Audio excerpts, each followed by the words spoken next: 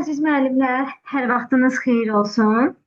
Mən sizə Telegram və WhatsApp kanallarında bəzi suallar paylaşmışdım. Hansı ki bildirmişdim ki, bizim bu suallarımız imtahanda, dövlət imtahanında düşən suallar tipindədir. Və bu cür sualları işləyən zaman hansı məsələlərə diqqət etməliyik? Bunlar haqqında sizə məlumat verəcəm. 3 dənə sualın izahını bugün sizlərlə paylaşacağım. Hər gün ara-ara Telegram və WhatsApp qruplarımızda belə suallarımız olacaq. Eyni zamanda YouTube kanalının aşağı hissəsini yerləşdirəcəm. Bizim Telegram kanalımızda da hər ayda 2 dəfə ödənişsiz sınaqlarımız olacaq ki, həmin Telegram kanalına qoşularaq, hansı ki burada ekranda gördüyünüz kanaldır, sınaqlardan, ödənişsiz sınaqlardan yararlana bilərsiniz. İlk öncə gəlin birinci sualımıza baxaq. Burada hansı ki müəllimlər, bu sualımızda biz uyğunlaşdırma testləridir. Bu cür testlər ümumiyyətlə imtahanda çox düşür və cədvəlli test olduğuna görə bir qədər diqqət tələb edən testlərdir. Çünki bunlar ümumiyyətlə bu cür testləri qətiyyən yadınızda saxlayın, şifahi şəkildə işləmək olmaz. Əgər sizə hansısa testdə uyğunlaşdırma testləri düşsə, mütləq orada onu yazılı şəkildə etməlisiniz. Çünki şifahi şəkildə onları uyğunlaşdıran zaman bu zaman, yəni, ola bilər ki, hərfləri bir-birinə yanlış uyğunlaşdırarsınız, testlərdə yanlış qeyd edərsiniz. Ona görə belə testlərdə birinci şərt mütləq belə yanınızda qələmin olmasıdır. Və bu testləri edəndə ilk öncə, məsəl üçün, birinci sol üstündə yazılmış rəqəmləri gördüyünüz kimi, məsəl üçün, dəftərinizdə bir ardıcıllıqla, yəni müəyyən bir ardıcıllıqla yazırsınız. Məsələ 1, 2, 3, 4. Bu formada qeyd edirik. Və hansını axtarırsınızsa fikrinizi sırf ona fokusluyorsunuz. Məsələn, gəlin birinciyə baxaq. Burada səriştə və onlara uyğun fəaliyyətləri uyğunlaşdırmalıyıq. Birincidə deyir ki, müəllim hər həftə otağına yeni materiallar gətirərək uşaqların öz istəklərinə və təxəyyüllərinə uyğun əl işləri hazırlamalarına imkan yaradır. Ümumiyyətlə, biz həmişə deyirik ki, əgər bir məsələdə uşağın öz istəyi varsa, bir məsələdə uşağın təxəyyülü varsa, burada mütləq uşaqda kreativlik və yaradıcılıq olur.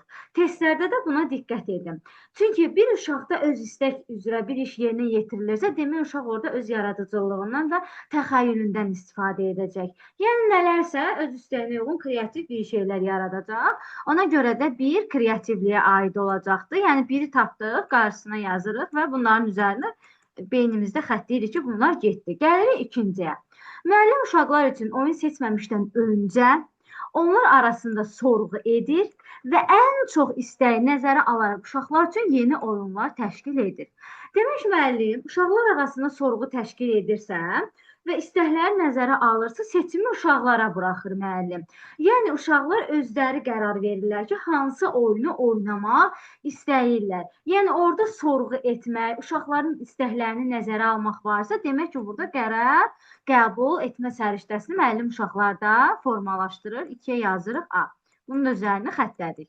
3-dədir ki, müəllim səhər fəaliyyəti zamanı uşaqlar arasında qısa dialoqların olması üçün onlara sadə oyunlar təşkil edir. Dialoq burada bizim açar sözümüzdür. Çünki bilirik ki, dialoq üçün uşaqlar arasında mütləq ünsiyyət olmalıdır. Uşaq bir-birini dinləməlidir, eşitməlidir.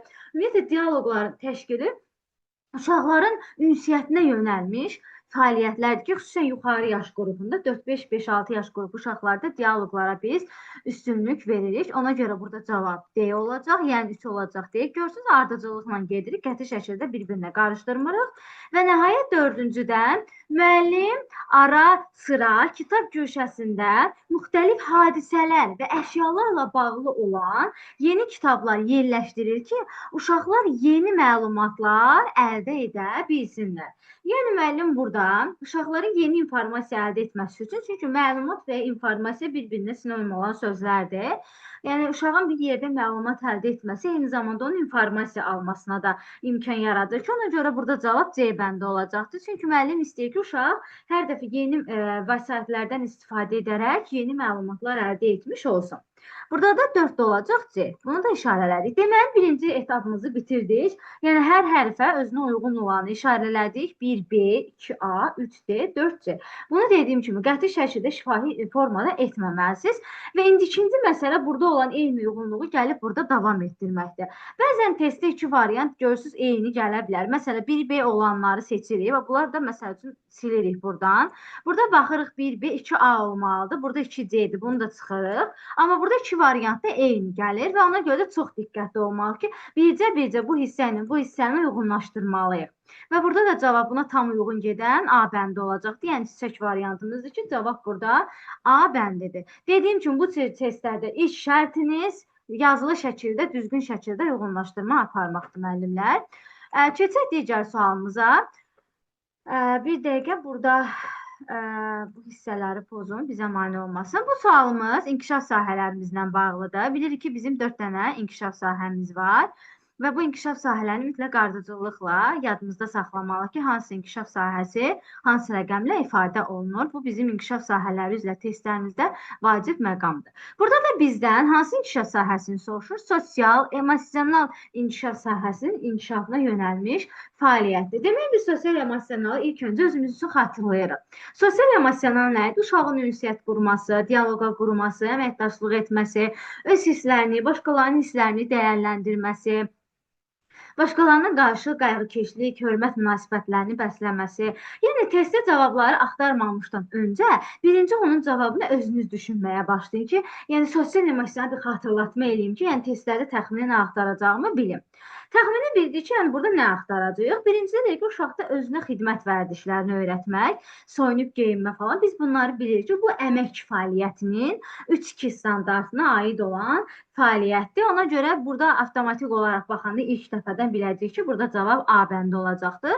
Məsələn, digər variantlara da diqqət etsək, ünsiyyət qaydalarına əməl etmək, bəli, sosial emosionaldır. Öz hərəkətlərini dəyərləndirmək, bəli, bu da sosial emosionaldır. Müxtəlif situasiyalarda dözümlülük nümayiş etdirmək, bəli, çünki uşaq dözümlülüyü müəyyən situativ bir sosial mühitdə dözümlü olmalıdır. Məsələn, başqasıyla paylaşmaq, sırasını gözləmək, bunlar hamısı dözümlüyə aiddir və həmyaşıdlarına qarşı xeyirxahlıq, kömək, dostluq hissləri, yəni bunları yəni sosial emosionala aiddir. Ona görə burada cavabımız A bəndi olacaq. Ümumiyyətlə, bu cür suallar, məsələn, inkişaf sahəsinə suallar düşəndə birinci inkişaf sahəsini özünüz üçün xatırlayın ki, təxmini hansı inkişaf sahəsində nələr var idi və o xatırlatmadan sonra cavablara baxanda artıq beyninizdə olan, orada olanları uyğunlaşdıranda sizə ora yad olanı daha rahat şəkildə tapa biləcəksiniz. Sonra gələk üçüncü sualımıza. Burada deyir ki, verilən fəaliyyətlərdən biri gün rejiminin reallaşması zamanı səhər fəaliyyətində həyata keçirilə bilməz. Demək, burada bizim 2 dənə əsas məqamımız var. Səhər fəaliyyəti və orada keçirilə bilməz olan fəaliyyət. Yəni, testin şərtinə diqqətlə oxuyun. Sizdə nəyi, harada, nə üçün, nə səbəbə istəyir? Demək, bizə lazım olan səhər fəaliyyətində edilməyəcək, həyata keçirilməyəcək bir fəaliyyətdir. Gəlin, baxaq. Birinci test səhər fəaliyyətinin rejimlərini özümüz üçün xatırlayırıq. Nə idi? Uşaqların qəbulu idi, səhər gimnastikası idi, tədris fəaliyyəti keçirdik, müxtəlif oyunlar keçirə bilərdik, gündüz yeməyi idi, gündüz gəzintisi idi. Bunlar hamısı günün birinci yarısına, gündüz yuxusu idi, aid olan fəaliyyətlər idi. Demək, bunlara birinə aid olmayan işləri biz seçməliyik. Gün ərzində ediləcək işlərdə uşaqlara davranış qaydalarını xatırlatmaq. Bəli, çünki gün ərzində ediləcək deyilsə, deməli, hələ günə başlamamışıq və təxmini görəcəyimiz işlərdə uşaqlara davranış qaydalarını xatırladırıq. Bu aiddir. Uşaqlarla idman zalını hazırlayaraq səhər gimnastikasını həyata keçirmək. Burada da adından göründüyümüz kimi səhər gimnastikasıdır, səhər fəaliyyətinə aiddir. Uşaqların inkişafı və fəaliyyətləri ilə bağlı valideynlərlə söhbət aparmaq. Bəli, səhər uşaqları qəbul edəndə biz valideynlərlə həm axşam, həm səhər fəaliyyətində qısa söhbətlər apara bilərik. Valideynlərlə söhbət həm səhər, həm axşam fəaliyyətinə aid ola bilər. Uşaqları bağça həyatının ümumi ritminə daxil etmək, gümrah və şən əhval-ruhiyyə yaratmaq. Bu da doğrudur. Çünki uşaqlar bağçaya yeni gələndə yadınızda saxlayın. Ev havasında olur, yuxulu olur. Ona görə də uşaqlarda şən əhval-ruhiyyə yaratmalı ki, gün ərzində uşaqların günü gözəl və yaxşı keçsin. Bu da səhər fəaliyyətinə aiddir. Asudə vaxtın səmərəli təşkili üçün müxtəlif fəaliyyətlər təklif etmək. Baxın, burada yanlış cavab Məhz bu olacaq Y bəndi. Çünki asudə vaxt biz bilirik ki, günün ikinci yarısına aiddir. Niyə? Çünki uşaqlar yorulurlar, biraz dincəlmək istəyirlər. Gün ərzində artıq gərgin bağça rejimindən sonra onlara asudə vaxtlar veririk ki, evə gedənə qədər vaxtlarını səmərəli keçirsinlər. Ona görə də burada düzgün cavab Y bəndi olacaqdır. Həmin dediyim kimi, səhər fəaliyyətinin prosedurlarını yadımıza salandan sonra onun içində asudə vaxtın olmadığını xatırlayırıq. Çünki asudə vaxt ikinci yarısına aid idi. Və avtomatik olaraq o terminlərin içinin açılışından biz burada cavabın asudə vaxt olduğunu tapa bilirik. Ümumiyyətlə, günün birinci yarısı aktiv fəaliyyətlərlə dolu olan bir dövrdür. Çünki uşaq yeni gəlib, gümrahdır, enerjilidir. Ona görə tədris fəaliyyətimizi, didaktik oyunlarımızı, əməyimizi, yaxşı məhsuldar öyrətmə fəaliyyətlərimizi məhz günün birinci yarısında həyata keçirib, günün ikinci yarısında daha sakit, uşağı daha çox yormayan fəaliyyətlərlə əvəz edirik. Belə müəllimlər, bu sualı sizə izah etdim və testlərdə nələrə diqqət etməli olduğumuzu bir daha vurğuladım. Birinci növbədə şərti düzgün oxumalısınız.